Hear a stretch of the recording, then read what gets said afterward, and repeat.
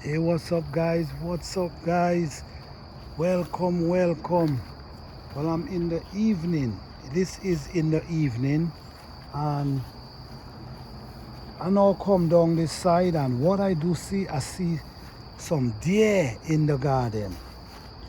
So now I actually see, it's like I saw one, now I see three by the side of the garden. So them get there and they run down through the forest there.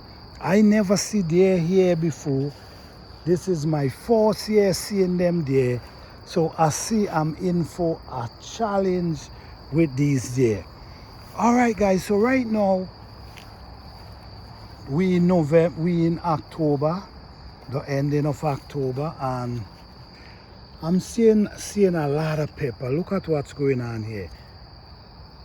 So much pepper and so much blossom.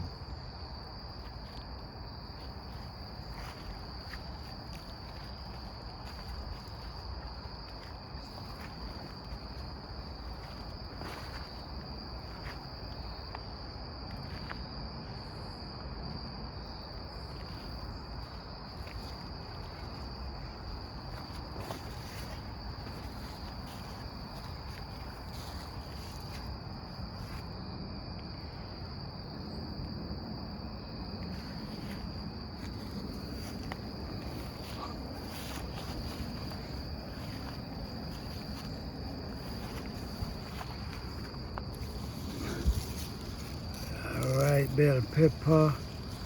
We have pepper coming in here. We have pepper. We have a lot of bell pepper.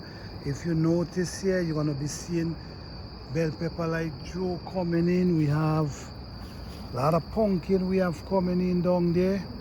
Still so much food, guys. Still so much food. And guess what? I still did not do my Edo harvest, guys. I still ain't do my Edo harvest. Let me go over here and see with the sorrel them.